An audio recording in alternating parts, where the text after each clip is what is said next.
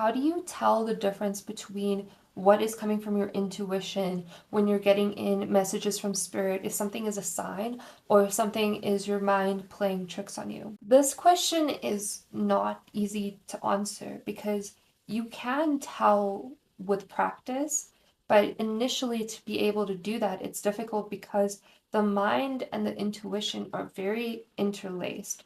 So the way that I would encourage you to go about it is that when something comes up, sit with it and practice letting your mind get more and more quiet. Generally, it's okay to trust that something that comes in is your intuition if your mind is very clear to begin with. If you are somebody who feels like your mind is actually always buzzing, always going on something, I feel like I should tell you that you shouldn't believe that that's an innate problem with you that you cannot fix.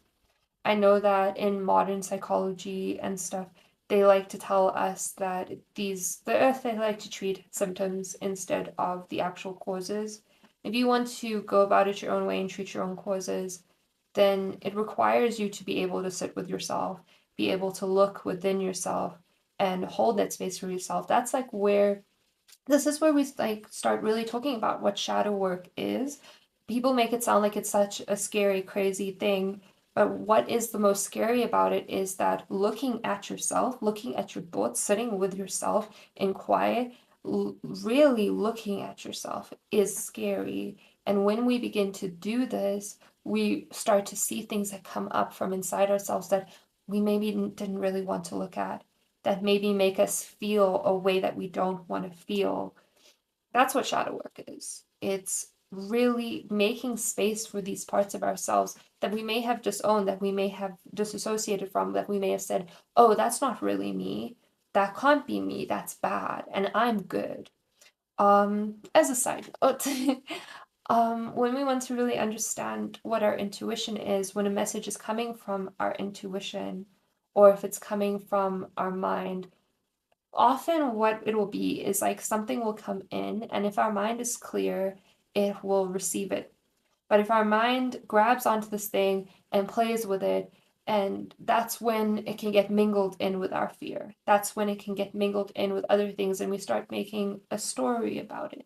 Often, what is the best way to go about it is to trust your gut feelings. Like, for example, with a person, I found that like whenever I meet somebody new, my first impressions of them are always really, really on point. And sometimes my first impression may come in as a thought. It may be like, oh, I don't like the way this person does A, B, or C, but it may be a thought in combination with an emotion and a feeling.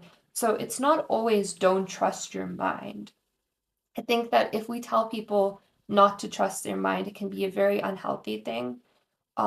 Sometimes your mind has a lot of really great insight, but I think also don't trust your mind completely and be able to look at things with a grain of salt and say that, okay, maybe this situation is giving me this bad thought or this bad feeling, but I'm going to be able to step aside from that from a moment and make a conscious choice that even though I have this thought, that I'm going to go forward with it. Journaling helps with this a lot because we can open up the mind. Journaling helps us expand upon this so it's not this tiny, and we can like look at all of the different things that are happening at once. I really do advise that you just take the time to sit with yourself.